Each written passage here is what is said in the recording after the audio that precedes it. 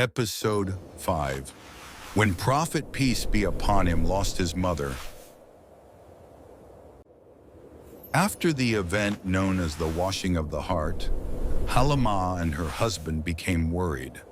They feared that something harmful might happen to the precious child in their care. With heavy but trusting hearts, they decided it was best to return him to his mother in Makkah. With care and responsibility, they made the journey back to Makkah, believing that the safest place for the child was with his mother. When Āmina bint Wahb saw her beloved child again, her heart filled with happiness. She held him close, thankful to have him by her side once more. By this time, he was about 4 years old, gentle, graceful, and dearly loved. 2 years later, Āmina planned a journey to Yathrib, a city that would later be known as Medina. She wished to visit her husband's grave and introduce her child to his relatives from Banu Najjar. They were accompanied by a devoted woman named Ayman. She had long served the family and cared for the child with deep affection and loyalty. In Yathrib, they stayed for about a month.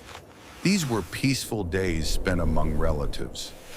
Days that quietly placed memories in a young heart, in a city that would one day hold great importance. On the return journey, sorrow touched them. At a small village called Abwā, Āmina became gravely ill. Ayman cared for her with devotion, but the illness grew worse.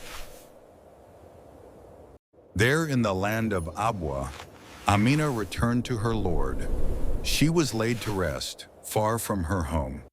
The child, only 6 years old, had now lost both parents. In this moment of deep loss, Ayman became a source of comfort and protection. She cared for the child as though he were her own and safely brought him back to Makkah. Ayman remained close throughout his life. In later years, he would say of her, "She is my mother after my mother."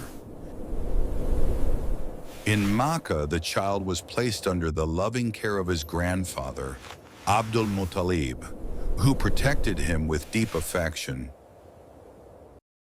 Though he faced loss at a tender age, Allah surrounded him with love and care. These early trials shaped a heart filled with mercy, a mercy that would one day reach the entire world.